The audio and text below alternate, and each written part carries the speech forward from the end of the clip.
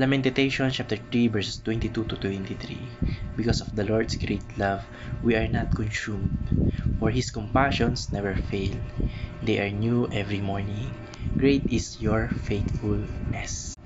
Magandang araw, ang tatalakayan po natin yung araw sa ating daily devotion ay faithfulness. At ang pong katuruan na natutuhan ko ngayong araw kay Pastor Russell Ocampo ay God is a promise keeper. Ang ating Panginoon Diyos na po ay tapat sa kanyang mga pangako. Sa kabuong istorya po ng Biblia, makita po natin o mababasa po natin na kapag ang ating Panginoon Diyos po ay nangako, hindi ito sumasablay, kanya po itong tinutupad. At hindi po yung pagtupad hindi batay sa katapatan, kundi batay po sa kanyang likas na pagiging matapat, pagiging grace o pagiging mabait, kind, and pagiging just o fair. Ang kanyang pangako ng pag-ibig, habag at pagliligtas o salvation ay nananatili.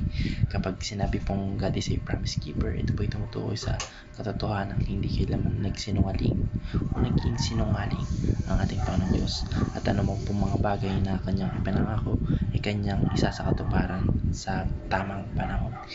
Pwedeng hindi niya kagad ibigay yung hinihiling mo o yung tawag dito, kagustuhan mo, yung mga nasa loob mo, pero dadating yung time, in the right time, in the right place, and the best moment, darating at darating po yung pinangako o yung hinihiling natin sa ating Panginoon Diyos. Ang nagtutuhan ko naman po sa pangalawang katuruan ni Pastor Russell Ocampo ay God's faithfulness sustains us. Yung kanyang katapatan po yung dahilan kung bakit po tayo nananatiling matatag sa gitna po ng mga pagsubok. Hindi dahil sa ating sariling lakas, kundi dahil po sa ating Panginoon Diyos na palaging naroon upang sumuporta, malalay at magbigay ng bagong pag-asa o hope sa atin in our everyday life o sa pang-araw-araw po nating pamumuhay. Sa talata pong nabasa natin, sinasabi po ni Jeremiah na yung mga kahabagan ng ating Panginoon Diyos ay bago tuwing umaga, o parang nagre-reset kung sa cellphone. Ibig sabihin, hindi na uubos yung grace o yung grasya ng ating Panginoon Diyos para sa ating mga mananampalataya, para sa ating mga tao, sa lahat ng tao sa mundo, mapamayaman, mahirap, mapaanong kulay, etc. etc. May panibagong pag-asa sa panahon po ng kabiguan, lungkot, pangungulila. Yung katapatan pa natin Panginoon Diyos yung nagbibigay ng lakas upang magpatuloy. Siya rin po yung nagbibigay ng panibagong lakas sa puso at kaluluwa, at yung kanyang presensya yung nagiging kalakasan po natin.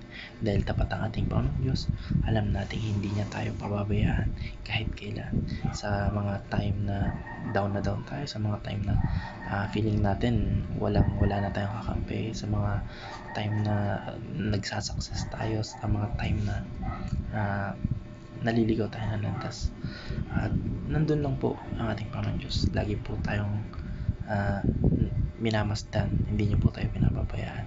Lumapit lang po tayo sa Kanya at siya po ay sasagot. Sabi nga po sa Bible, hindi maikli ang kamay ng ating Panginoon Diyos para po tayo itulungan. Hindi rin po siya bingi para hindi marinig yung ating mga hinihiling. At humiling lang po tayo at mag-repent and have a faith. Ibibigay niya po sa tamang panahon yung ating mga hinihiling o yung ating mga hinihingi. Ang natutuhan ko naman po sa pangatlong katuruan ni Pastor Russell Ocampo ay God is unchanging, then, now, and forever. Ang katangian po ng ating Panginoon Diyos bilang hindi nagbabago o absolute o unchanging ay nagbibigay ng kapanatagan sa ating pananampalataya.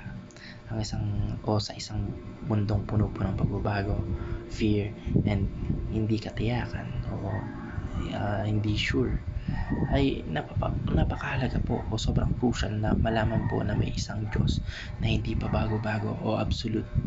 Pareho noon, pareho ngayon, at pareho magpakailanman.